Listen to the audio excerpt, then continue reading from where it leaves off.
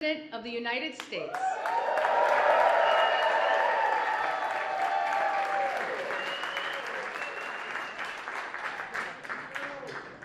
Well, Rabbi, thank you, and thank you for your blessings. You know, thank you, Doug, and the staff for lighting this special White House menorah.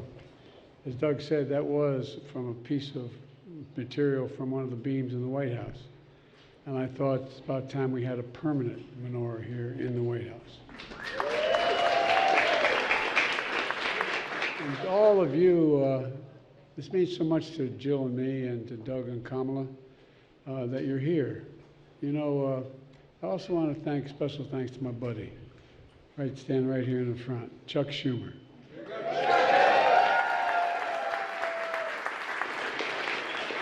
Chuck's our leader in the Senate. He's a great leader. He recently delivered a powerful and historic speech, and I mean a powerful and historic, combating anti-Semitism. I encourage everyone to read it. Everyone in America should read it. Chuck, thank you, pal. You always stand up. The Talmud says what comes from the heart goes to the heart. That's the warmth and kinship I feel so deeply with the Jewish community. I got in trouble, got criticized very badly by the southern part of my state and some of the southern parts of the country when 35 years ago I said, you don't have to be a Jew to be a Zionist, and I'm a Zionist.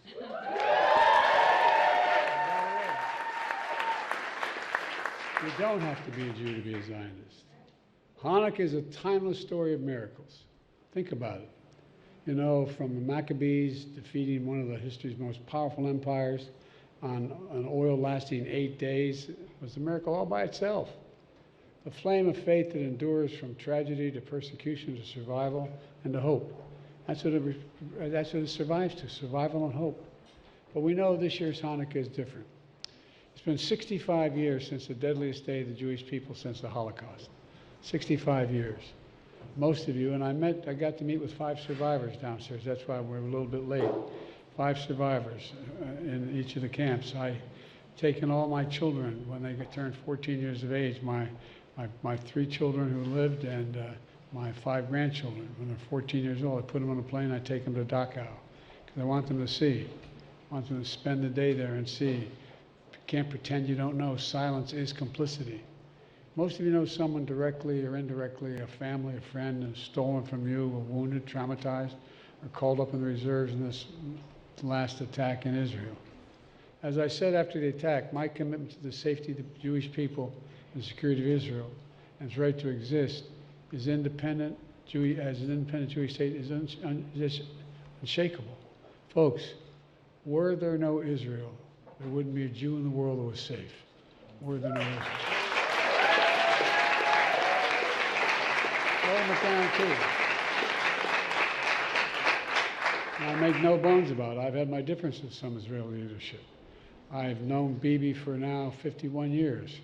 He has a picture on his desk of he and I when he was a young member of the Israeli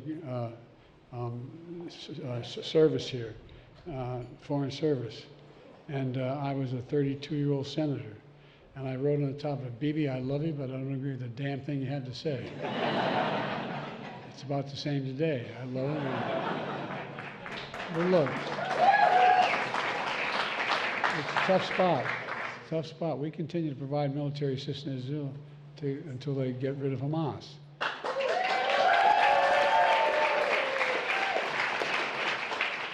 But we have to be careful. They have to be careful. The whole world's public opinion can shift overnight. We can't let that happen. We're working relentlessly for the safe return of the hostages. I personally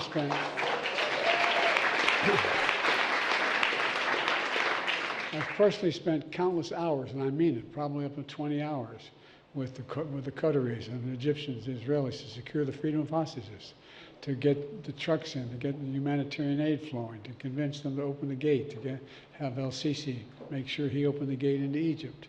And there's a whole range of things going on now that are really very, very difficult. We've gotten more than 100 hostages out, and we're not going to stop until we get every one of them home.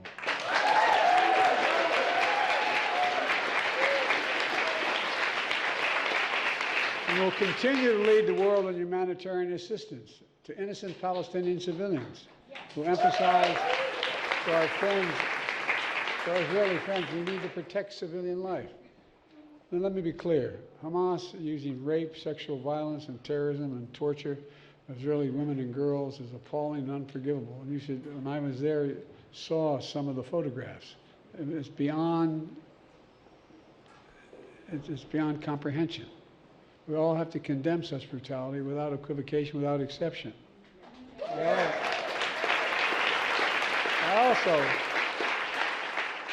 I also recognize your hurt from the silence and the fear and for your safety, because the surge of anti-Semitism in the United States of America and around the world is sickening. You know, we see it across our communities in schools and colleges and social media. They surface painful scars from millennia to hate to genocide of the Jewish people. My dad was a righteous Christian, for real. My dad would come home from work. He was a well-read man, never had a chance to go to college. And he'd come home before he closed down the business he didn't own, but he managed to go back and close it. And the kitchen table was, the dinner table was where we had conversation and incidentally ate. My dad taught us about the horror of the Shoah. He talked about why we didn't let the ship in, why we didn't bomb the railroad tracks, and on and on and on. As I said, it awakened in me and my brothers and sisters and our children a sense, and our grandchildren, that this can happen again. Silence is complicity. Silence is complicity. As I said, that's why I've taken all of my children and grandchildren to Dachau and one to Auschwitz. Look, folks, we just met with Holocaust survivors downstairs, including a widow of a dear friend of the late Elie Wiesel, who taught us about the perils of indifference. I think that they experienced what they experienced only to see what's happening today. It's been clear that our administration stands with them, arm in arm in arm. We're not going to walk away. We're aggressive.